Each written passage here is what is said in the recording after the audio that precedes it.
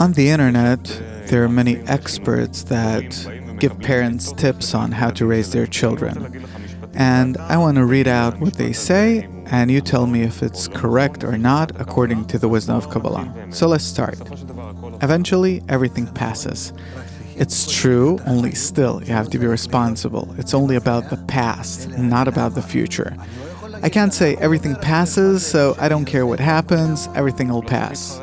No point in regretting the past, ever, because I don't determine the outcome. I always have to try and do my best, and whatever happens, I have to agree and say this is how it was supposed to happen. Regardless of what you do, we always love you. Depends at what age do we say it to our children. Suppose until the age of 3, I can say that, but after that, you already have to start with the left line. Criticism, this you should, this you shouldn't do, this is allowed, this isn't, be careful, and so on. And he also has to know what's the punishment along with the reward. We always love you, but it doesn't mean that we'll always show you love. No, you'll also get punishments because we love you. We love you, but in order for you not to do these bad or dangerous kinds of things anymore, you'll be punished because we love you. It's fine to make mistakes sometimes. Yeah, man in general learns from mistakes. And he has to reach conclusions from these mistakes so that next time, not only that he won't do the same things again, but that he'll even try not to do similar things in the future. Let's imagine that things will work out fine. It's much funner to think about things this way. It's worthwhile, but still, it has to come with a healthy attitude that I'll succeed for sure if I put into it everything that I'm required to. You don't want to show a child that things might not pan out the way he wants them to? That too, of course. But on the one hand, there has to be confidence that if I put in all of my intellect and emotions and everything I have in order to achieve it, I have to be sure that I will achieve it. Look at others, see how successful they are.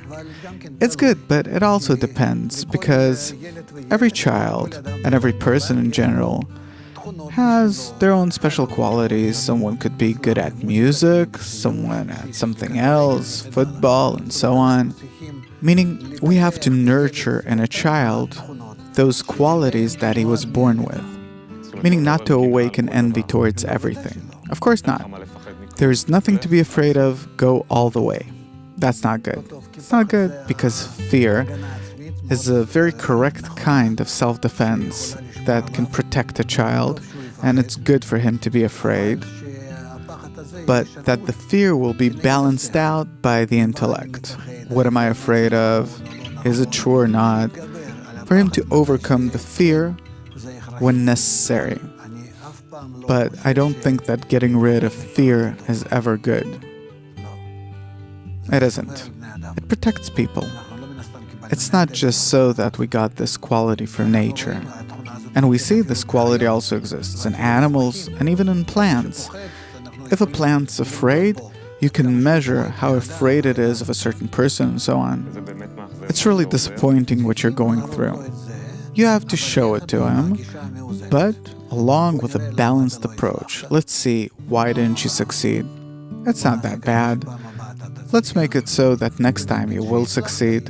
And even if you did succeed, then great. Good job. You did what you could. Way to go. But you should also know that you won't always succeed. You might be disappointed too.